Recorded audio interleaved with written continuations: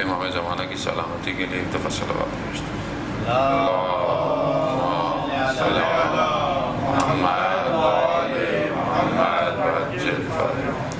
لا حول ولا قوة الا باللہ العلی العظیم۔ حسبنا اللہ ونعم الوکیل ونعم المولا ونعم النصیر۔ اعوذ باللہ من الشیطان الرجیم، بسم اللہ الرحمن الرحیم۔ الحمد للہ الذی یؤمن الخائفین وینجی الصالحین ویضع المستکبرین ویہلک ملوکا ویستخلف آخرین۔ والصلاة والسلام علی رسول ثقلین محبوب رب المشرقین والمغربین جد الحسن والحسین نبینا سیدنا ابی القاسم محمد۔ اللہم صل علی محمد وآلہ الطیبین الطاہرین المعصومین، لا سیما بقیت اللہ فی الارضین، روحی وارواحنا للتراب مقدم الفدا، ولعنۃ اللہ علی اعدائہم اجمعین من الآن الی قیام یوم الدین۔ بسم اللہ الرحمن الرحیم۔ رب اشرح لی صدری ویسر لی امری واحلل عقدۃ من لسانی یفقہوا قولی۔ اما بعد فقد قال اللہ سبحانہ وتعالی فی کتاب الحکیم والقرآن المجید، یا ایھا الذین آمنوا اتقوا اللہ وکونوا مع الصادقین۔ صلوات بھیج دے محمد والا۔ اللہم صل علی محمد وآل محمد۔ عزیزان محترم، ماہ رمضان کا تقریباً ایک ہفتہ گزر گیا، اسی طرح مزید 3 ہفتے بھی گزر جائیں گے اور ہمیں محسوس نہیں ہوگا۔ آپ بولیں گے کیوں نہیں محسوس ہو رہا؟ وہاں صاحب روزے تو لگ رہے ہیں، ہمیں تو محسوس ہو رہا ہے۔ ظاہر ہے بہرحال بعض کو محسوس ہوتا ہے، بعض کو محسوس، لیکن وہ جو معنوی رفتار ہے وہ اتنی تیزی سے گزر جائے گی کہ ہم احساس نہیں کر پائیں گے کہ وقت کہاں چلا گیا، وقت تیزی سے گزر گیا۔ ایک ہفتہ شاید ابھی پچھلے خود کو ہم یہی سوچ رہے تھے کہ چاند آئے گا اور ہم پہلا روزہ رکھیں گے، بہرحال 7 دن الحمدللہ خداوند متعال کا شکر ہے کہ گزر گئے۔ انشاءاللہ خدا اپنی بارگاہ میں ان عبادات کو، ان روزوں کو، ان قرآن کی تلاوت کو قبول فرمائے۔ انسان 2 بعدی ہے، یعنی 2 چیزوں کا مرکب ہے، ایک مادی ہے اور ایک معنوی ہے۔ ایک اس کا بدن ہے جو ظاہر ہے، اور ایک اس کی روح ہے جو کہ معنوی ہے، جس کا تعلق مادیت سے نہیں ہے۔ ان 2 چیزوں کو ملاپ کے ساتھ انسان جو ہے وہ وجود کے اندر ہے۔ اگر روح نکال دی جائے تو بدن کسی کام کا نہیں ہے، اور تنہا روح جو ہے وہ اس دنیا کے لیے عمل پیرا نہیں ہے۔ دونوں جب ایک جگہ جمع ہوتے ہیں تو انسان کی جو حیات ظاہری ہے وہ تشکیل ہوتی ہے۔ دونوں کی خواہشات الگ الگ ہیں، دونوں کی خوراکیں الگ ہیں۔ بدن کی خوراک مادی ہے، اگر آپ کھانا نہیں کھائیں، پانی نہ پئیں، آپ کا بدن ہلکان ہونا شروع ہو جائے گا۔ روزہ بھی ایک پریکٹس ہے، ایک تو خطبہ شعبانیہ کی روح سے بھی اور باقی ایام سے بھی، احادیث کی روشنی میں بھی، کہ روزہ ہمیں قیامت کی بھوک اور پیاس کو بھی نشاندہی کرانے کے لیے کہ وہاں پہ بھی انسان بھوکا پیاسا رہے گا۔ دوسرا ہے کہ دنیا میں جو لوگ بہت سارے بھوکے پیاسے ہیں، ان کی بھوک اور پیاس کو بھی محسوس کرانے کے لیے انسان روزہ رکھتا ہے۔ لیکن انسان کو ضرورت ہے کھانے پینے کی، بدن کی، مادی چیزوں کی، ورنہ باڈی چلتی نہیں ہے۔ ایک حد تک انسان کو انرجی چاہیے۔ اسی طرح روح کو بھی انرجی چاہیے، روح کو اس کی الگ خوراکیں چاہیے۔ اگر ہم وہ خوراک نہیں دیں گے تو روح مردہ، جسے ہم لفظاً استعمال کرتے ہیں، روح مرتی نہیں ہے لیکن ہم کہتے ہیں کہ روح مردہ ہو گئی ہے شخص کی۔ کیوں؟ کیونکہ باطن اس کا وہ جو ہے وہ بیدار نہیں ہے، باطن پاک نہیں ہے، طہارت نہیں ہے، سمجھ نہیں رہا۔ اور یہی وجہ ہے کہ جب انسان اپنے صرف بدن کو ترقی دے اور روح کو پست کر دے، روح کو چھوڑ دے، تو وہ جانور سے بھی بدتر ہو جاتا ہے۔ جانور بھی بہت ساری جگہوں پر، ہمارے استاد کہہ رہے تھے کہ مثلا گدھے کے سامنے بھی ایسی خوراک رکھی جائے کہ جو اس کے لیے مضر ہو، نقصان دہ ہو، تو وہ اپنا منہ ہٹا دیتا ہے، مگر انسان ایسا جانور ہے کہ جو بھی اس کو سمجھ نہیں آ رہا نقصان دہ کچھ بھی، مگر وہ کھائے جا رہا ہے. یعنی شکم جو ہے وہ انسان اس کو پر کرتا ہے. مولا کائنات ارشاد فرماتے ہیں کہ تعجب ہے کہ انسان اپنے شکم کو جانوروں کا قبرستان بناتا ہے، کیونکہ انسان جو ہے وہ کیا کر رہا ہے، ظاہری طور پر کھائے جا رہا ہے. اس لیے بہرحال بہت ساری روایات جو کھانے اور پینے کے لیے آئی ہیں وہ بہت زیادہ روایات ہیں، اور حتیٰ جہاں پر تزکیہ نفس اور ریاضت نفس کی بات کی جاتی ہے حدیث کے اندر بھی، وہاں پر بھی سارا تعلق شکم سے ہے، یعنی کھانے پینے سے ہے انسان کے. کیوں؟ کیونکہ جس طرح انسان کی ظاہری کھانا اس کے بدن پہ اثرات مرتب کرتا ہے، اس سے کئی زیادہ اس کی روح کے اوپر اس کے اثرات ہیں. آیت اللہ نخود کی اصفہانی کے آپ کی صلوات ان کے درجات میں اضافہ فرمائے. اللہم صلی علی محمد وآل. ارشاد فرماتے ہیں کہ انسان جو باہر سے کھانے کھاتا ہے اس کے اوپر بہت اثرات ہوتے ہیں. حتیٰ جو شخص کھانا بنا رہا ہے اس کے نفس کے اثرات آپ کے لقمے کے اوپر ہیں. اس میں ہم کہتے ہیں وہاں سب چلتا ہے، خیر ہے، کوئی نہیں، سوچ لیتے ہیں اندر مسلمان ہی ہوگا. آپ کے سوچنے سے تھوڑی ہو جائے گا مسلمان. اگر آپ کو ذرا سا بھی شبہ ہے، شک ہے، تو نہ کھائیے. ذائقہ کتنی دیر کا ہے. حتیٰ وہ یہ کہتے ہیں کہ جب اس کو اور ایکسپلین کرتے ہیں، حتیٰ وہ یہ کہتے ہیں کہ دکان یا ریسٹورنٹ یا جو بھی آپ جہاں کھانا مل رہا ہے، وہاں پر جو لوگ آ جا رہے ہیں ان کے آنے جانے اور نگاہوں کی وجہ سے بھی کھانے پہ اثرات مرتب ہوتے ہیں. اب اور بعض علماء نے بیان کیا ہے کہ جس جگہ پر کھانا یا پھل سامنے پڑا ہو اور لوگ اس کو دیکھتے ہوئے جائیں تو وہاں سے مت لو. کیوں؟ کیونکہ دیکھنے کی وجہ سے بھی ان کے اوپر اثرات مرتب ہوتے ہیں. ایک عارف کا واقعہ، وہ کسی شخص کے تندور پہ گئے روٹی لینے، تو تھوڑی دیر میں دیکھا کہ ابھی وہ باری آ رہی تھی تو آپس میں تندور والا کسی گاہک سے لڑ پڑا. اور جب وہ روٹی انہوں نے اس کی باری آئی روٹی رکھی تو انہوں نے کہا میں نہیں لے رہا. کہا کیوں؟ کہا اس کا غصہ روٹی میں منتقل ہو چکا ہے. یعنی اتنے اثرات ہیں. آج آپ کو معاشرہ جو ہے وہ عجیب سے جو نظر آ رہا ہے، خاص طور پہ ہمارے اپنے ملک میں، جب گدھے اور پتہ نہیں کیا کیا کھلائیں گے تو پھر آپ کیا توقع رکھتے ہیں لوگوں سے کہ وہ اچھی باتیں کریں گے، اچھا عمل کریں گے، یا انسانوں کو ووٹ دیں گے یا جانوروں کو ووٹ دیں گے؟ مرتب ہیں، اثرات مرتب ہیں، ظاہر ہوتا ہے. ایسے تو نہیں اسلام اتنا بڑا حصہ جو ہے وہ خوراک کے لیے اس نے تعین کیا ہے، یوں کھاؤ یہ کھاؤ. آداب آپ دیکھیں حضرت سیدہ فاطمہ زہرا سلام اللہ علیہ، اللہم صلی علی محمد 12 مراتب ذکر کر رہی ہیں کھانا کھانے کے لیے، کہ جس میں سے کچھ آداب ہیں، کچھ جو ہیں وہ مستحبات ہیں اور کچھ معرفت کے نکات ہیں. یعنی صرف ایک لقمے سے پہلے، یعنی اتنا ڈیٹیل اہل بیت کہہ رہے ہیں کہ غور کرو کہ کھا کیا رہے ہو. لقمہ ایک ہوتا ہے لیکن بدن کے اوپر اثرات مرتب کر دیتا ہے، روح کے اوپر اثرات اس کے شدید مرتب ہیں. انسان چلتے پھرتے کھا لیا، کھڑے ہو کے پانی نہ پیو، بیٹھ کے رات کو پیو، یہ سب چیزوں کے ظاہراً آپ کو کوئی مسائل نہیں ہے، لیکن آپ کے بدن اور آپ کے ساتھ جو دوسرا ایک فیکٹر جڑا ہوا ہے روح، اس کے اوپر شدید اثرات ہیں. یہ جو انسان آج عبادت میں کسالت برتتا ہے، کھڑا نہیں ہو پا رہا، نماز صحیح طرح نہیں پڑھ پا رہا، حالت کیفیت نہیں ہے، یقیناً کہیں نہ کہیں لقمہ داخل ہے.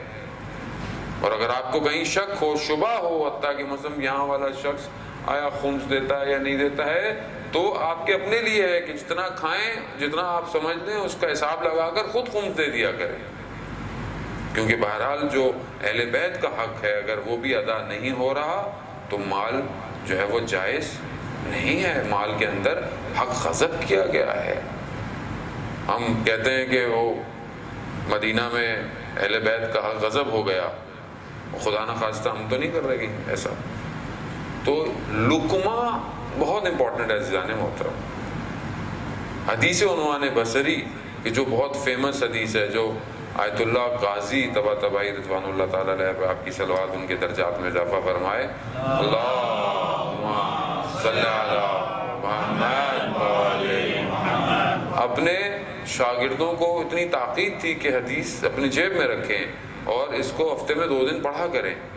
حدیث بہت طولانی ہے, وہ فرصت نہیں ہے کہ میں اس حدیث کو کاملاً بیان کروں, لیکن اس کے اندر جو ریاضت نفس کا جو حصہ ہے اس میں جو ہے وہ کھانے کے متعلق بات کی گئی. عجیب ہے, انسان کو ہوتا ہے کہ ریاضت نفس یعنی کہ مثلا انسان کہیں کونے میں بیٹھ جائے, تسبیحاں پڑھنا شروع کر دے, یا کوئی ایسے کر لے جو ہمارے عموماً ہوتا ہے. مولانا صاحب کو نسخہ دے دیں تو ہم بھی ذرا عارف ہو جائیں یا کچھ ہو جائیں. آیت اللہ عظمیٰ بہجت سے پوچھا کسی نے کہ ہم کیا کریں؟ ان کا جو جانتے ہو اس پہ عمل کرو, جو نہیں جانتے خدا تمہیں خود سکھا دے گا. تو ہم کتنی باتیں تو جانتے ہیں, کتنی چیزیں ہم جانتے ہیں, مگر ہم اس پہ عمل نہیں کر رہے ہوتے. اور اگر کونے کنارے پر بیٹھ کر ہی کمال پر پہنچتا تو پھر رسول خدا غار حرا سے نیچے ہی نہیں اترتے. حضرت جبرائیل تو آ رہے تھے, انہیں کیا پرابلم تھی؟ نہیں, معاشرت میں رہ کر آپ کو کمال پر پہنچنا ہے, معاشرے میں رہ کر کام کر کر حلال. تو اس میں جو ایک حصہ ہے وہ امپورٹنٹ, وہ ریاضت نفس کا, وہ کھانے پینے سے ہے. کہ جب تم کھانا کھاؤ, ایک تو بسم اللہ پڑھ کر کھاؤ کھانا, دوسرا کھانا جو ہے وہ تب کھاؤ جب تمہیں بھوک لگی ہو. یعنی اب ایسے آپ گزر رہے ہیں کہیں بیٹھے ہیں, بھائی کھا لیں, پھر کھا لیا, وہاں ہٹے پھر کھا لیا. وہ جب تک وہ کہتے ہیں بھوک نہ ہو, حدیث ہے مولا کائنات, جب تک تمہیں بھوک نہ ہو کھانا مت کھاؤ, اور جب تک بھوک ہو کھانے کو چھوڑو نہیں. یعنی جتنی تمہاری بھوک ہے اتنا کھانا کھاؤ. اور کھانے کو رسول خدا فرماتے ہیں کہ اپنے شکم کو 3 حصوں میں تقسیم کرو, ایک کھانے کے لیے, ایک پانی کے لیے, اور ایک ہوا کے لیے. اور یہاں تک کھا لیا تو پانی بھی نہیں پیا جا رہا, پھر میٹھا آ جاتا ہے تو کہتے ہیں یار پہلے بتاتے, تو جگہ ہی نہیں رکھی ہم نے میٹھے. تو ہمارے یہاں تو کھانے سے دیکھیں نا, آپ اپنی شادی بیاہ کی تقریبات دیکھ لیں پاکستان کے اندر, وہاں سے شخصیت پتہ چلتی ہے جب کھانے کے ڈھکن کھلتے ہیں تو, اور پتہ چل جاتا ہے کہ اندر کون سا والا ہے. اندر میں نام نہیں لینا چاہتا, لیکن کون سا اندر چھپا ہوا ہے شخص. ہاں ختم ہو گیا تو کیا ہو جائے گا, بس اگر کچھ نہیں ملا تو کیا ہو جائے گا.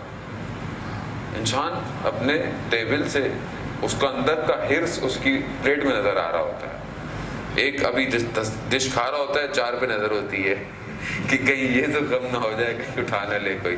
عزیزانو ویسے معاشرے کی باتیں ہیں, حقیقت ہے, اس سے ہم آنکھیں چھپا نہیں سکتے. تو یہیں سے پتہ چلتا ہے انسان کتنا جو ہے وہ شکم کے لیے کتنا پریشان ہے, اور یہ شکم اس کو کس مقام پہ لے جاتا ہے. کھانے کے بعد انسان ہل نہیں پا رہا ہوتا, جبکہ کھانے کے آداب یہی ہیں کہ اتنا کھاؤ جتنا تمہارے بدن کو ضرورت ہے. روایات یہی کہتی ہیں کہ تمہارا کھانا ایسا ہو کہ جو تمہاری عبادات میں تمہیں طاقت دے سکے.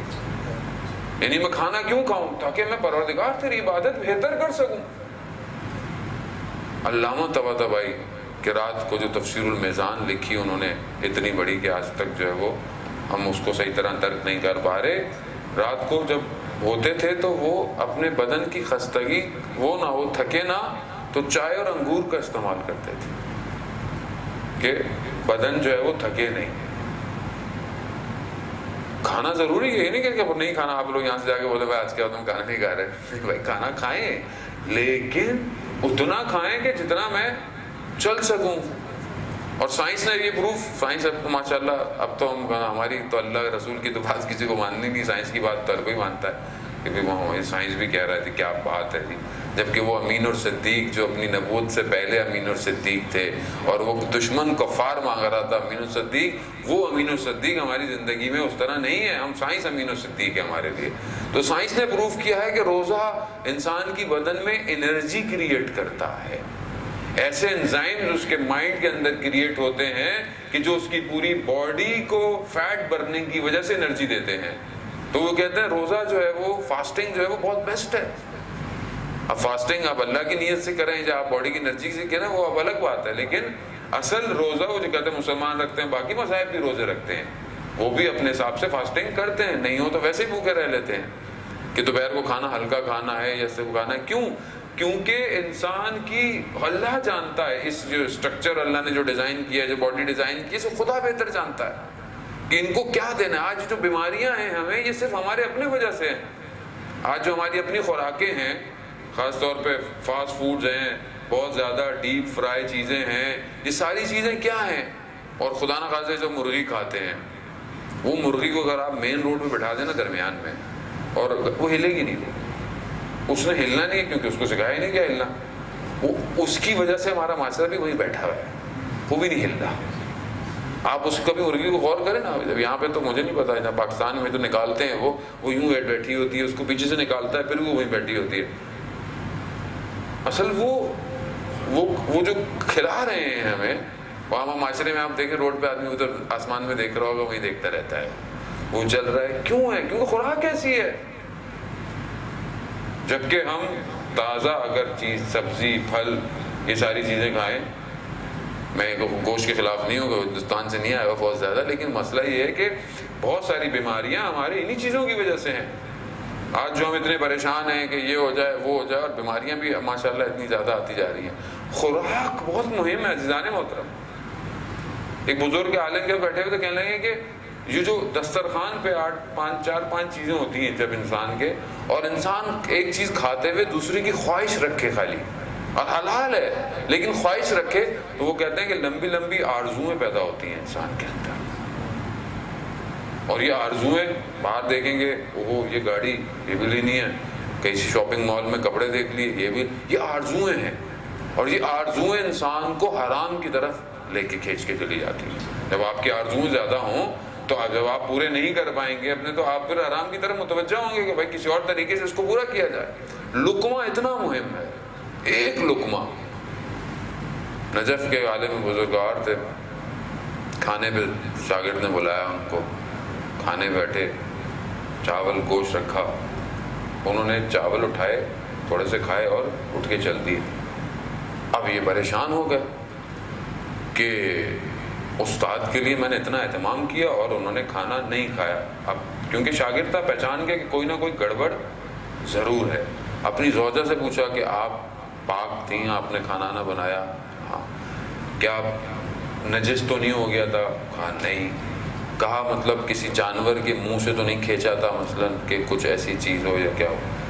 تو یہ گھر میں تو انہیں نہیں ملا، تو وہ قصاب کے پاس پہنچ گیا کہ بھائی تم نے صحیح کہا، ہاں زیبا صحیح تھا۔ بولے کیا تھا؟ تو کہا مجھے بتا دو، میں پیسے ایسے واپس نہیں لوں گا، لیکن مجھے کوئی ایسی چیز۔ تو اس نے بولا ہاں گوشت کا حصہ بلی کے منہ میں تھا، میں نے اس سے کھینچ لیا تھا۔ تو اپنے استاد کی خدمت پہنچے کہ آپ کو کیسے پتا چلا کہ مطلب اس میں کوئی مشکل ہے، کھانے کے اندر کوئی ایسی چیز ہے؟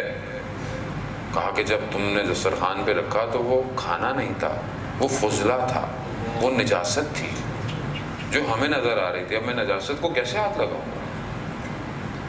کیونکہ ہمیں تو ظاہر ہے اب ہم اس مقام پہ نہیں ہیں۔ اب آپ بولیں گے اتنے دن مولانا رہ رہے ہیں، ہمیں اس مقام پہ تو لے جائیں گا ہم اس کو، لیکن بہرحال دیکھیں مقام پر جانے کے لیے بھی بہت سارے پیکیج چاہیے۔ فی الحال میرے پاس نہیں ہے ابھی والا پیکیج، لیکن انسان کم از کم تدبر، فکر تو کر سکتا ہے کہ جس چیز میں شک ہے نہیں کھائے۔ عزیزان محترم، یہ اندر جو صفائی ہے یہ صرف ظاہری نہا دھو کے کپڑے پہننے سے صاف نہیں ہوگی۔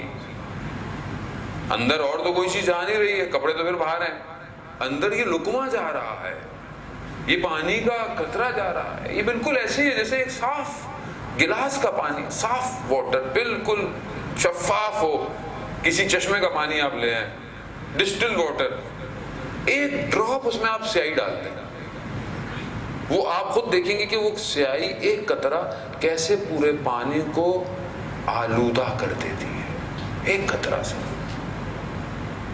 آپ بولے مولانا صاحب ایک لقمہ ہی تو تھا، ایک لقمہ جہنم میں لے کے جا سکتا ہے۔ وہی بہت بڑے عالم کا واقعہ ہے جو آپ نے سنا ہوگا کہ عالم دین تھے، بچہ بھی، اس نے کوئی غلطی کی تو انہوں نے بولا میری تربیت میں تو کہیں کوئی مشکل نہیں تھی، بچے نے کیوں کیا؟ تو اپنی زوجہ سے پوچھا کہ کوئی اس وقت، کوئی حمل کے وقت کوئی ایسی چیز، کوئی چیز ایسی تھی کہ جو، کہتے ہیں ہاں ایک دفعہ میں پھل کی دکان پہ گئی تھی تو میں نے پھل والے سے بغیر پوچھے وہ انار کا ذائقہ چکھنے کے لیے میں نے سوئی سے انار کا رس چکھا تھا۔ کتنا ہوگا وہ؟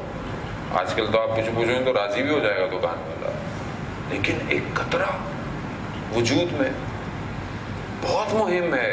ہماری مائیں بہنیں خاص طور پہ ان کے لیے کہ وہ ظاہر ہے اولاد کی تربیت کر رہی ہیں، اثرات مرتب ہیں۔ خاص طور پر اگر کوئی جو ہے وہ بچہ دنیا میں آ رہا ہے، اس کیفیت میں آپ کو پاک اور صاف رہنا. جب بچہ دنیا میں آ جائے، ہمارے ہاں پاکستان میں عجیب عقائد ہیں کہ 2 مہینے تک 40 دن تک خاتون جو ہے وہ مطلب پاک نہیں ہے، جبکہ اسلام کہیں پہ بھی نہیں کہہ رہا 11 دن کے بعد، نفاست کے بعد وہ پاک ہے. وہ الگ الگ مراحل ہیں چیزوں کے. 40 دن تک نماز سے دور، اس سے دور، اس سے دور. وہی 40 دن جو بچہ دودھ پیتا ہے وہی اس کے بدن میں گوشت اور پوست اور ہڈیوں کو نشو و نما دے رہا ہوتا ہے. اسی میں آپ اس کو جو ہے وہ پاکیزگی سے دور کر دیتے ہیں، تو کل وہ کیا اولاد آئے گی. عزیزان محترم، آج معاشرے میں جو مشکلات ہیں وہ سب ہماری اپنی ہیں، باہر سے نہیں آئی ہیں. سارا الزام ہم امریکہ کو دے دیتے ہیں بڑے آرام سے. ہم خود کون سے، ہمارے اپنے تھوڑے مسائل ہیں. ہم خود کتنے پاک ہیں. آج ہمیں کرپشن کا موقع مل جائے، سب سے بڑے کرپٹ ہم ہوں. ہمیں کرسی نہیں ملتی اس لیے ہم باقی سارے وہ پریزیڈنٹ یہ فلانا یہ. آپ بھی ہوتے بھائی، آپ بھی یہی کر رہے ہوتے. آپ ابھی موقع دے دیں پاکستان میں جائیں آپ. ہمیں مولانا کو بھی موقع ملتا ہے، وہ بھی موقع ملتا ہے. جہاں کس کو موقع ملتا ہے کیونکہ جب تک اندر کی تربیت نہیں ہے، جب تک مکتب سے جڑا ہوا نہیں ہے، صحیح طرح در اہل بیت کا غلام نہیں ہے، صحیح نہیں ہو سکتا. کیونکہ کہیں اور پاکیزگی ہے ہی نہیں. کیونکہ قرآن نے خود کہہ دیا کہ ہم نے ان سے نجاست کو دور کر دیا ہے. اگر ہم چاہتے ہیں ہماری بھی نجاستیں دور ہوں تو ہمیں ان سے جوڑنا پڑے گا، ورنہ کہیں اور آپ کو پاکیزگی اور طہارت روح کی نہیں ملے گی. یہ اہل بیت ہیں کہ جنہوں نے ایک نگاہوں سے لوگوں کو پاک کر دیا. اپنی زندگی کے اندر کیسے کیسے لوگ ان کے پاس آئے، اور جب ان کے پاس سے اٹھ کے گئے تو پاک ہو گئے. میرا چوتھا امام غلاموں کو کیوں لیتے تھے؟ غلام جو لیا کرتے تھے ان کی تربیت کیا کرتے تھے، اور جا کر پھر معاشرے میں ان کو چھوڑ دیتے تھے. جاؤ. عید کا جب موقع آتا تھا تو غلام آزاد ہوتے تھے. تو عید کا موقع آیا کہ کبھی غلاموں کو آزاد کیا جا رہا ہے، تو ایک غلام گریہ کرنے لگ گیا، رونے لگ گیا. تو اس سے باقیوں نے پوچھا بھائی تم رو کیوں رہے ہو، یہاں تو تمہیں آزادی مل رہی ہے. کہا آزادی؟ کہہ رہا میں یہاں پہ تھا تو آزاد تھا. جس طرح مولا نے جیسے اپنے بچے کی پرورش کرتے ہیں میری پرورش کی، میرا خیال رکھا، اب میں ان سے دور ہو کر آزاد ہوں گا. انہوں نے اس طرح تربیت کی. عزیزان محترم، در سے ایسے جڑے. اس در کو صرف ہم تھوڑی دنوں کے لیے نہ رکھا کریں، اپنی زندگی کے 24 گھنٹوں میں اہل بیت ہونا چاہیے ہمارے، تاکہ یہ ساری نجاستیں ہماری دور ہوں. نجاست فکری، آنکھوں کی نجاست، زبان کی نجاست، خوراک کی نجاست. اگر شک ہے، اگر انسان کو صحیح یقین نہیں ہے، اور مولا کائنات فرماتے ہیں ہر لقمے پر بسم اللہ پڑھ کے کھایا کرو. اب یہ برادران کی طرح مت ہو جائے گا کہ مطلب ہر چیز ہے بسم اللہ پڑھ کے کھا لے. مولانا نے کہہ دیا نہیں، شبہ آپ کو ہے کہ خدا نخواستہ صحیح ہے یا شبہ ہے. حلال حرام کی بات نہیں کر رہا میں. شبہ ہو، شک ہو کہ مطلب کہ آیا سامنے والا خون دے رہا ہے، یا مثلاً کوئی ایسی چیز تو نہیں ہے، بسم اللہ پڑھ کے کھائیں. حرام تو واضح ہے، جو حرام ہے حرام ہے، چاہے وہ شرعی طور پر گوشت ذبح نہ ہوا ہو، حرام گوشت ہو، حرام مچھلی ہے، کچھ بھی، یا نجاست کے ذریعے سے کسی نے بنایا ہوا ہے، وہ آپ کو پتہ ہے. باہر ماشاءاللہ کا بورڈ، آیت الکرسی کا بڑا بورڈ لگا ہوا، اندر جائیں تو شنکر بھائی گانا بنا رہے ہیں. تو یہ تو ہمارا اپنا قصور ہے نا، اس میں تو کسی کا قصور نہیں ہے. تو یہ ہمیں خود اس میں تو ہمیں خود دیکھنا پڑے گا. ہم بڑا اپنے کچھ مولانا صاحب کو نکال دیں کوئی راستہ، کوئی کام. مولانا کہاں سے راستہ نکالے؟ مولانا کا اپنا راستہ پھنسا ہے، وہ آپ کا کہاں سے نکالے گا راستہ؟ مولانا کے پاس تو اپنے گھر کا دین تھوڑی ہے. عزیزان محترم، جو روایات ہیں، حدیثیں ہیں، مجتہد ہیں، انہوں نے ایکسٹریکٹ کر جو بتایا ہمیں تو اسی پہ عمل کرنا ہے. ہم اپنی مرضی سے تو نہیں کر سکتے. ایک ملک میں کیا ہوگا مولوی صاحب یہ پیسے یوں کرتے ہیں، یوں کرتے ہیں، یوں کچھ نکلتا ہے، تو کچھ ایسا حساب کتاب نکال دیں گے ذرا کچھ صحیح ہو جائے، جائز ہو جائے. کہاں سے جائز کرتے ہیں؟ جو اللہ کا حرام ہے وہ حرام ہے. یعنی ہم اپنی شٹنگ میں ہیں کہ بس ہمارا کام کس طریقے سے ہو جائے. جانے مطلب یہ چند دن کی زندگی ہے، چند دن کی زندگی ہے، پتہ بھی نہیں چلنا کہاں گئی. یہ سب لقمے یہیں رہ جائیں گے. قرآن بھی کہتا ہے کہ جو اس دنیا میں جا کر یہ کہیں گے کہ کاش ہمیں واپس بھیجو تاکہ ہم بہتر عمل کر سکیں. مگر نہیں، وہاں سے واپس کون آیا آج تک؟ وہاں تو کوئی بھی نہیں آیا. وہ واقعات قبر کے جو لوگوں نے دعوتیں کی اور کھلایا، انہوں نے اپنے نیک عمل سے اپنے عالم برزخ کو جنت کا ایک باغ بنایا، اللہ نے ان کو دیا ہوا ہے۔ تو ہم اپنے لقموں کو جانے مطلب ماہ رمضان ہے، کھانا پینا ماشاءاللہ زیادہ ہے، تو ہم کھانے پینے میں احتیاط کریں، صحت کے لیے بھی احتیاط کریں، اور آئندہ زندگی میں اپنے لقمے کا خیال رکھیں، کیونکہ جس طرح ہم اپنے بدن کو خوراک دے رہے ہیں، روح کو بھی خوراک چاہیے۔ روح کی خوراک اس مہینے میں دعائیں ہیں، عبادتیں ہیں، قرآن کی تلاوت ہے، یہ خوراک روح کی ہے۔ باقی اس خوراک سے ہم اپنے آپ کو بچائیں۔ دوسری چیز جو بہرحال میں کوشش تھی کہ آپ کی خدمت میں بیان کروں، وہ یہ کہ انسان روح کی بھی بہت ساری بیماریوں میں مبتلا ہے، جیسے ہم کچھ نہ کچھ بیان کر رہے ہیں۔ ایک بیماری جو انسان کے اندر ہے، جو آج معاشرے میں بہت زیادہ پائی جاتی ہے، وہ اضطراب اور افسردگی ہے، یعنی مضطرب ہے، انسان ٹینشن میں ہے، ٹینشن کے اندر ہے، اور سٹریس اس کی زندگی میں بہت زیادہ ہے۔ یہ آج کل کے دور میں سب سے زیادہ یہی ہے، اور سائیکیٹرسٹ سب سے زیادہ کما رہے ہیں۔ آپ ان کے پاس جائیں، بیٹھ جائیں، بس وہ کچھ سنتا ہے صرف آپ کی بات، آپ سے فیس لے گا، آپ کو ہلکی لائٹ روشنی کے کمرے کے اندر لٹائے گا، آپ صرف اس سے باتیں کریں، وہ ایک ریلیکس کی گولی آپ کو دے دے گا، بس آپ خدا حافظ، آپ بھی بولیں گے ہاں جی بڑا۔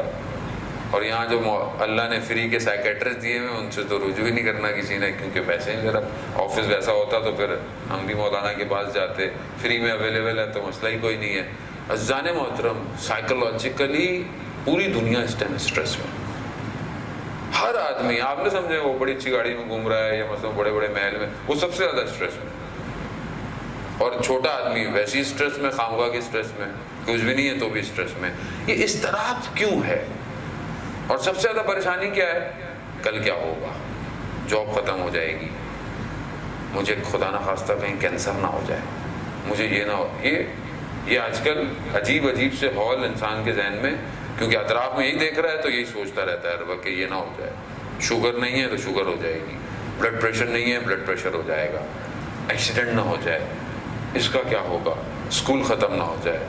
مڈل ایسٹ میں تو ابھی کرائسس ظاہراً بہت زیادہ ہیں، تبھی تو سب سے زیادہ انسان کو کام اور بزنس پہ ٹینشن بہت زیادہ ہے، کل کیا ہوگا۔ یہ جو اضطراب ہے، یہ آپ کے حال کو چھین رہا ہے، آپ کے حال کو کر رہا ہے، جبکہ ہم دیکھیں کہ پروردگار جب قرآن کے اندر بیان کرتا ہے ایک اچھے معاشرے کی خصوصیات یا ایک شہر کی خصوصیات، تو سورہ نحل میں غالباً جب جو ہے وہ ایک شہر کا ذکر کرتا ہے کہ پروردگار کہتا ہے کہ میں ملک سبا کی جو ہے تمہیں مثال دیتا ہوں، علامہ طباطبائی بیان کرتے ہیں کہ یہ شہر خارج میں وجود نہیں تھا، خدا نے مثال دی ہے۔ بعض مفسرین کہتے ہیں نہیں یہ تھا، لیکن بعض کہتے ہیں نہیں، بہرحال اس سے ہمیں بحث نہیں ہے، لیکن جو کوالٹیز ہونی چاہیے ایک شہر کی، وہ کیا ہے؟ قرآن جو اس میں بیان کرتا ہے وہ یہ کہتا ہے کہ یہ وہ شہر ہے کہ جس کے اندر امنیت ہے، یعنی وہ ہے کہ جہاں پر امن پایا جاتا ہے۔ امن کا تعلق ظاہر سے ہے، یعنی ظاہری طور پر امن ہونا، یعنی آپ روڈ پہ چل رہے ہیں، گاڑی ہے، جنگ نہیں ہے آپ کو، یہ امنیت ہے۔ مگر اس امنیت کے اندر بھی، جیسے یہاں مثلا امنیت ہے الحمدللہ، مگر اس امنیت کے اندر بھی میں اضطراب میں ہوں، تو وہ جو میرا اضطراب ہے وہ اس امنیت سے اس کا تعلق نہیں ہے۔ وہ آیت کا اگلا حصہ ہے کہ وہ شہر ہے کہ جہاں پر امنیت ہے اور جہاں پر لوگ مطمئن ہیں۔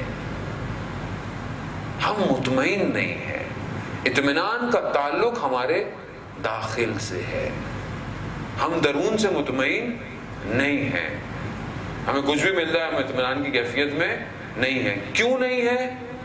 کیونکہ قرآن آگے کہہ رہا ہے کہ یہ جو سب امنیت میں تھے، مطمئن تھے، ہم نے ان کو جو ہے وہ کل کا رزق بھی دیا ہوا، ان کو کوئی پریشانی نہیں ہے، ان کو کوئی خوف نہیں تھا۔ ہاں اگر یہ شکر، اور انہوں نے شکر ادا نہیں کیا تو ہم نے ان کو بھوکا بھی رکھا، یعنی بھوک دے دی، اور ان کو خوف عطا، خوف کا تعلق بھی داخل سے ہے۔ یہ اس کا مطلب یہ کہ ہم جو اندر خوف میں اس ٹائم مبتلا ہیں، ہم شکر نہیں کر رہے، قرآن کی روح سے ہم شکر نہیں کر رہے، جو ہمیں اللہ نے دیا ہے ہم اس کو شکر ادا نہیں کر رہے، اس لیے ہم اضطراب کے اندر ہیں۔ اور سب سے زیادہ اضطراب ہماری روزی سے ہے، رزق، کہ کل کیا ہوگا، بچے کا کیا ہوگا، بیٹی کا کیا ہوگا. یہ ایک ایسی سائیکل ہے جو صبح شام ہمیں فلوٹ کر رہی ہے، جبکہ احادیث اور قرآن یہ کہتا ہے کہ جو رزق ہم نے تمہارا لکھ دیا ہے وہ لکھ دیا ہے. رسول خدا حضرت محمد مصطفیٰ صلی اللہ علیہ وآلہ وسلم صلی اللہ علیہ حدیث ہے کہ اگر ساری مخلوقات جمع ہو جائیں اور جو رزق تمہارے لیے لکھا ہوا ہے تم سے چھیننا چاہیں تو چھین نہیں سکتے، اور اگر ساری مخلوقات جمع ہو جائیں اور جو رزق تمہارے لیے نہیں لکھا ہو تمہارے لیے کوشش کریں تو تمہیں عطا نہیں کر سکتے. کیوں؟ کیونکہ جو خدا نے لکھ دیا ہے وہی ملے گا، وہی ملے گا، مقدر میں لکھ دیا ہے. وہ واقعہ مولا کائنات کا کہ مسجد جب جا رہے تھے اپنے گھوڑے کو جو ہے وہ دیا، جس کو پکڑایا، باہر نکلے تو اس کی زین نہیں تھی. جب دوبارہ غلام کو بھیجا کے تو وہی زین 2 درہم کی بازار سے خرید کے لایا، کیونکہ اس نے وہ جا کر بیچ دی تھی. تو مولا نے کہا کہ یہی 2 درہم میں نے اس کو دینے تھے، مگر اس نے حرام سے لیے، جبکہ حلال سے ہی رزق اس کا لکھا ہوا تھا. بات یہ ہے کہ رزق میرا لکھا ہوا ہے، اب میری مرضی ہے کہ میں اس کو حرام سے کروں یا حلال سے کروں. رزق تو لکھا ہوا ہے آپ کا. آپ شب قدر میں جو نمازیں پڑھیں گے انشاءاللہ، وہ دعائیں کریں گے، شب قدر میں سال کا رزق لکھا جا رہا ہے. شب قدر میں، شب معراج، ان راتوں کے اندر خدا پورے سال کا حساب کتاب پیکج بنا دیتا ہے پورا آپ کا. آپ کی جو لیجر بک ہے نا وہ ان راتوں میں کلوز ہو جاتی ہے. ہم اپنے بینک میں کلوز کرتے ہیں دسمبر کے آخر میں. خدا کی کتاب کا لیجر فائن ہے کہ یہ کرے گا، اس کو اتنا ہے. اس رات میں رزق بڑھوائیں. اور حدیث کی روشنی میں کہ انسان اپنا رزق بڑھوا سکتا ہے، بڑھا سکتا ہے رزق خدا کے ہاں. اور رزق انسان خود اپنا تنگ بھی کر سکتا ہے، یعنی اپنے اعمال ایسے کرے کہ رزق تنگ ہو جائے. آج معاشرے میں جو بہت زیادہ لوگ پریشان نظر آتے ہیں وہ اپنے عمل کی وجہ سے ہوں. میں عزیزان محترم، میں کہیں نہ کہیں کوتاہی کر رہا ہوں. مجھے جو اللہ رزق دے رہا ہے وہ میرا نہیں ہے، وہ کسی اور لوگوں کا بھی اس کے اندر حصہ ہے. اور جب میں ان کو نہیں ڈھونڈ رہا، نہیں پہنچا رہا، تو ظاہر ہے وہ میرا حصہ تھا ہی نہیں، تھا کسی اور کا. میں نے نہیں دیا کسی اور کو، اوپر سے بھی رک گیا. جبکہ مجھے نہیں پتا کسی گھر یا خاندان کے کسی فرد کی اگر میں مدد کرتا ہوں، کیا پتا یہ صرف اسی کا رزق ہو جو میرے واسطے سے اس تک پہنچا. مجھے نہیں پتا. میں سمجھتا ہوں شاید میں اپنے ہاتھوں سے کما رہا ہوں. نہیں، انسان تو ذرا سی ایک پن اللہ ہلکی سی کھینچ لے تو یادداشت بھول جائے گا. کسی کو کیا پتا آپ کے بینک اکاؤنٹ میں کتنے پیسے ہیں. رہے گا سب ٹھیک، بہتر ہے بتا دیں. گھر والوں کو تو کم سے کم بتا دیا. ویسے بھی انسان وصیت نامہ جو ہے وہ تھکے کے نیچے رکھ کے سویا کرے. اگر ہمارے یہاں زیادہ وصیت نامہ ایک آدھ دفعہ ہم نے لکھ کے اپنی زوجہ کو دے دیا کہیں جا رہے تھے، تو ہمارے یہاں تو ایسی حال نہیں ہے. اس کا مطلب ہے آپ واپس نہیں آئیں گے. کہ ہمارے یہ الگ مسائل ہیں کہ اگر ذرا سے اسلامی بنو تو یہ ٹینشنیں شروع ہو جاتی ہیں ہمارے یہاں. اور ایسے بیگمات کو زیادہ اکاؤنٹ نمبر دے دیں تو پھر آپ بہتر جانتے ہیں ہونا کیا ہے ہم لوگوں کے ساتھ. تو یہ بھی بہت مسائل ہے کہ معاشرے کی بھی بہت ساری چیزیں چل رہی ہیں. سب مسلمان ہوں تو پھر آدمی مسلمان بنے. سب کا مسلمان ہونا بڑا ضروری ہے.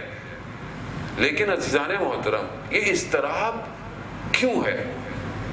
جنگ احد کے اندر جب مسلمان ظاہری شکست کھا گئے، کئی بدن میدان میں پڑے رہ گئے، کئی مجروح ہو گئے، تو آپس میں انہوں نے گفتگویں شروع کر دی. ہم تو اللہ کے ساتھ تھے، ہم تو رسول خدا کے ساتھ تھے، تو یہ ہمیں شکست کیسے ہو گئی؟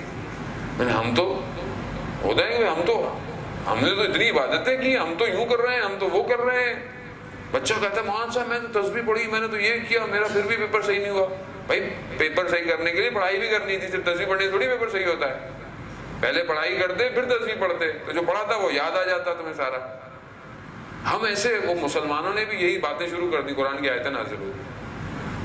قرآن نے آنے کہ یہ جو جراحیں ہیں، یہ جو تمہیں زخم پہنچے ہیں دائیں اور بائیں، یہ اس سے پہلے والی جنگ میں تمہارے دشمن کو بھی پہنچے تھے.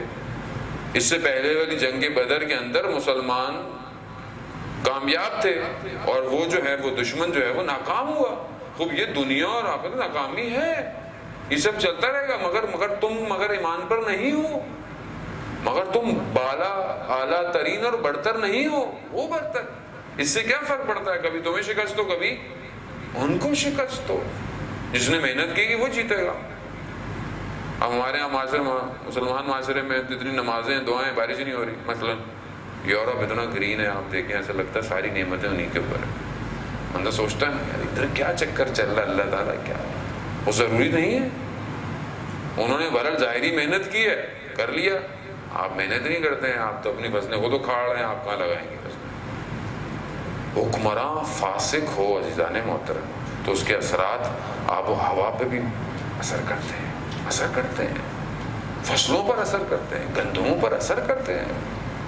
جب معاشرے میں ہر جگہ جھوٹ عام بولا جائے، برائی عام ہو چکی ہو معاشرے کے اندر، اور ماہ رمضان میں علماء کے بجائے جو ہے وہ دوسری قوم اور طبقہ آ کر اسلام کی پریچنگ کر رہا ہو، تو آپ کیا امید رکھتے ہیں اس معاشرے کے اندر؟ کیا ہوگا معاشرہ؟ سب دکھاوا. تو ہر جگہ یہ جو اضطراب ہمارا پایا جا رہا ہے کل کے لیے، آئندہ کے لیے، خدا بار بار کہہ رہا ہے کہ ایسا نہیں ہے. الا بذکر اللہ تطمئن القلوب، آگاہ ہو جاؤ کہ اللہ ہی کا ذکر ہے جو تمہارے دلوں کو اطمینان دے سکتا ہے، اور کوئی چیز نہیں دے سکتی اطمینان. خب جتنا خدا سے انسان قریب رہے گا، زندگی جیسی بھی ہوتی رہے، مطمئن ہے انسان، اطمینان ہے. بقول آقا پناہیان کے کہ انسان ہر لمحہ امتحان کے اندر ہے. ابھی بھی آپ امتحان کے اندر ہے. انسان صحت سے امتحان، بیماری آئی، بیماری ہے، بیماری نہیں، بیماری کیوں ہے؟ امتحان ہے. پیسہ خدا دے رہا ہے تو بھی امتحان ہے، پیسہ خدا نے لے لیا تو بھی امتحان ہے. تو وہ کہنے لگے کہ سو کے اٹھا آدمی، کہنے خدا کچھ تو ہلکا ہاتھ رکھ، امتحان چل رہا ہے صبح سے لے کے شام تک. خدا پوری زندگی عزیزانے ہوتا. قرآن کہہ رہا ہے الذی خلق الموت والحیات لیبلوکم، کہ میں نے موت اور حیات کو خلق اس لیے کیا ہے کہ تم میں آزماؤں کہ احسن عمل کس کا ہے. خلق اس لیے کیا ہے. وہ امتحان میں ہو تو ہر وقت امتحان میں ہو. اور جب ہم امتحان میں ہیں، کامیاب ہوتے رہیں گے تو لیول کراس ہوتے رہیں گے. زندگی کا جو ابھی امتحان گزار رہے ہیں وہ ظہور کے لیے ہے. اگر یہ امتحانات گزارتے گئے تو ہم ظہور کے نزدیک ہوتے جائیں گے، اور اگر ہم امتحانوں میں پیچھے گئے، عزیزان محترم پیچھے رہ جائیں گے. تاریخ بار بار کیوں دہرائی جاتی ہے؟ کہ ہم عبرت لیں تاریخ سے. کہ جو مولا امام حسین علیہ السلام درود بھیجتے محمد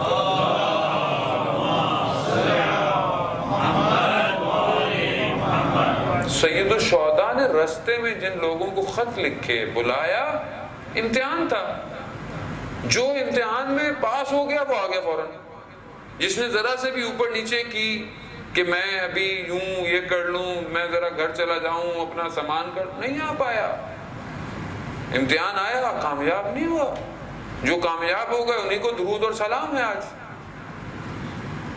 ہم بھی امتحان کے اندر ہے. ہم 24 گھنٹے امتحان میں، ہماری ٹیسٹنگ ہو رہی ہے.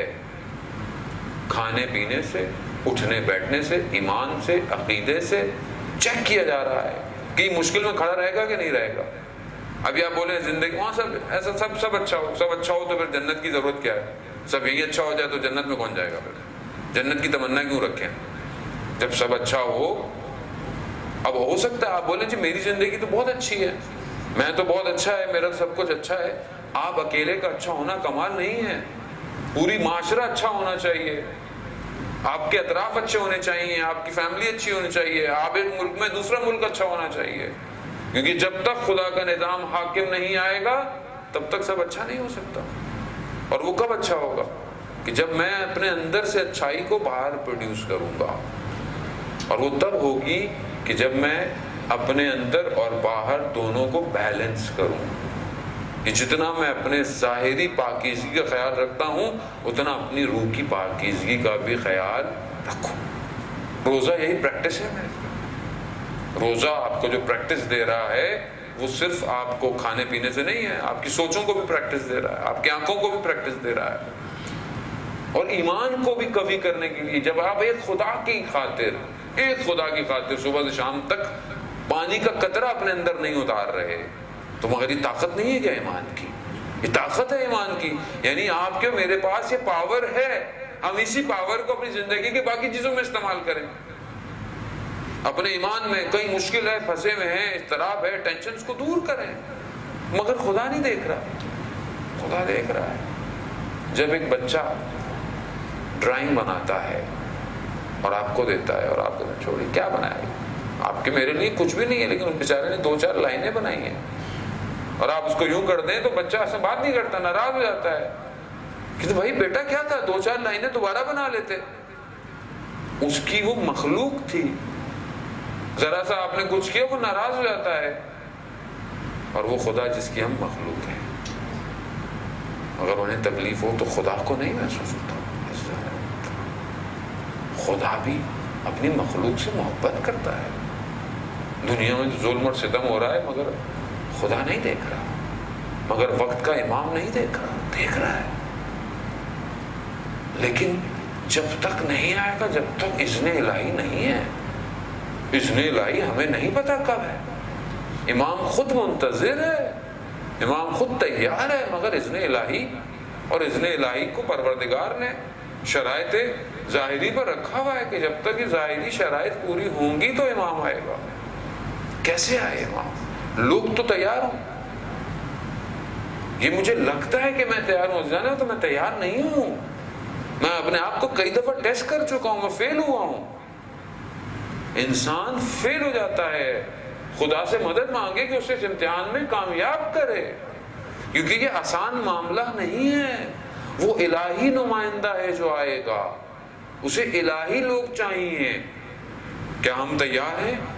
آج ہم اپنی کسی ایک بات سے گزشت نہیں کر رہے، کل اپنی جان سے گزریں گے، کل اپنا سب کچھ چھوڑیں گے امام کے لیے.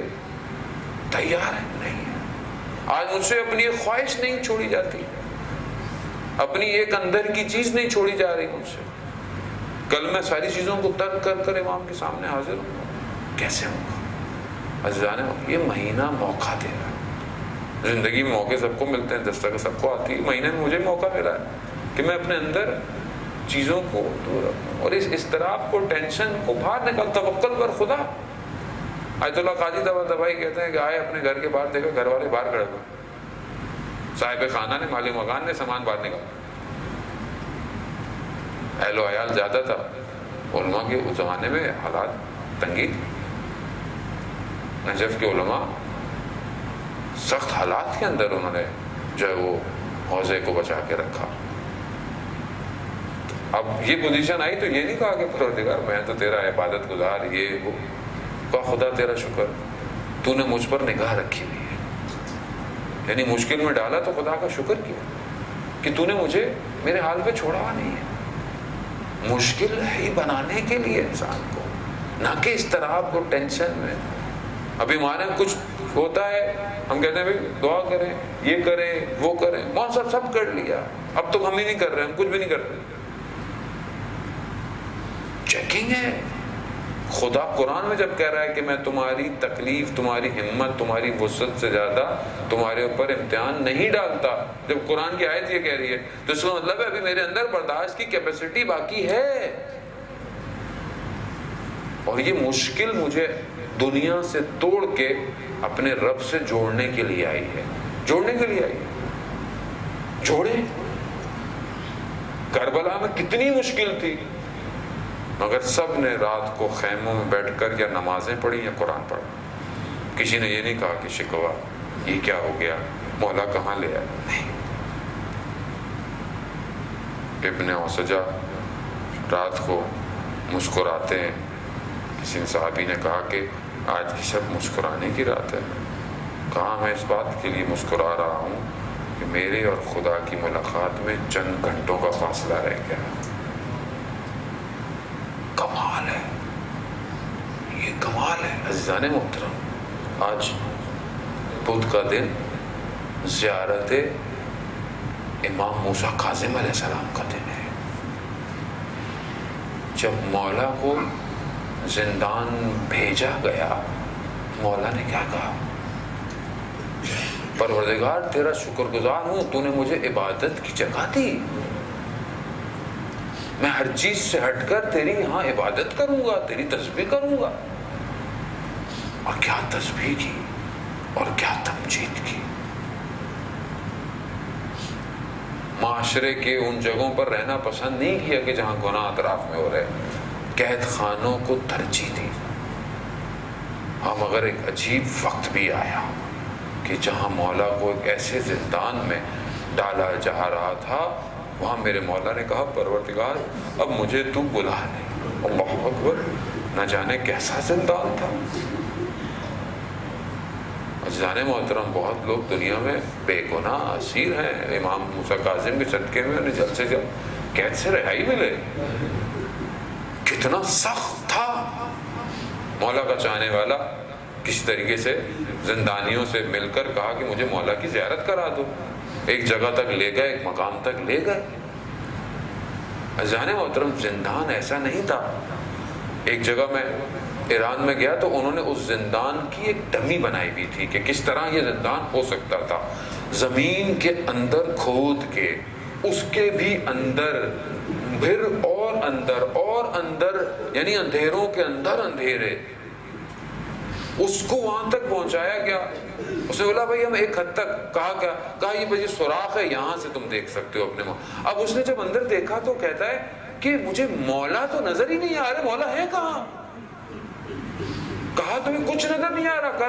کہہ رہا نہیں، یہ کپڑا رکھا ہوا ہے. اللہ اکبر. کتنی کمزوری اور کیسے زنجیر تھے جو میرے مولا کے بدن پر اس طرح پیوست ہو گئے. تو کہا کہ ارے یہ کپڑا نہیں ہے، یہی تو تیرا مولا ہے جو اتنا بدن ضعیف ہو چکا ہے. ہاں عزیزان محترم، کس طرح میرے مولا کو جو ہے وہ بدن کو بغداد کے پل پر رکھا گیا. ہاں عزیزان محترم، جب بی بی معصومہ کم نے دیکھا نا کہ بھائی امام رضا نے اپنے گردن میں سیاہ شال اوڑھ لی ہے، کہا بھائی کیا ہوا، یہ کیسی سیاہ شال ہے؟ کہا بابا دنیا سے چلے گئے ہیں. اللہ اکبر. ارے میں قربان جاؤں گا، یہ کتنے سال یہ اولاد اپنے والد سے دور رہی ہوگی، یہ سختیاں کون برداشت کر سکتا ہے؟ یہ خود بی بی معصومہ کم جانتی ہے کہ کس طرح وہ چھوٹی جی تھی اور ان کے والد زندان میں ہیں. ہر دفعہ یہ امید ہے کہ شاید بابا آئیں گے، مگر بابا نہیں آئے. ہاں عزیزان محترم، میں بی بی سے کہوں گا بی بی آپ کے والد کو پھر بھی باہر رکھا گیا. شیعان حیدر کرار بہرحال جو آئے، مولا کو غسل دیا گیا، دفنا دیا گیا. ہاں بی بی آپ جنازے پر پہنچ نہیں سکی. ہاں مگر میں ہاتھ جوڑ کر کہوں گا آئیے کربلا میں چلیے. ایک اور بیٹی ہے جو اپنے باپ کے بدن پہ پہنچی ہے. ارے بیٹیاں باپ کے جنازوں کی زینت ہوتی ہے، کتنے پیار سے اٹھایا جاتا ہے، کتنا تحمل دیا جاتا ہے، دلاسا دیا جاتا ہے. ارے میں قربان جاؤں اس بچی پر کہ جسے پیار سے نہیں ہٹایا گیا، جسے تازے آنے مارے، جسے تماچے مار کر اپنے بابا کے بدن سے دور کیا گیا. لعنت اللہ علی القوم الظالمین وسیعلم الذین ظلموا ای منقلب ینقلبون. پروردگار امام زمانہ کے ظہور میں تاجیل عطا فرما، ہمیں ان کے ناصروں ان کے مددگاروں میں شمار فرما.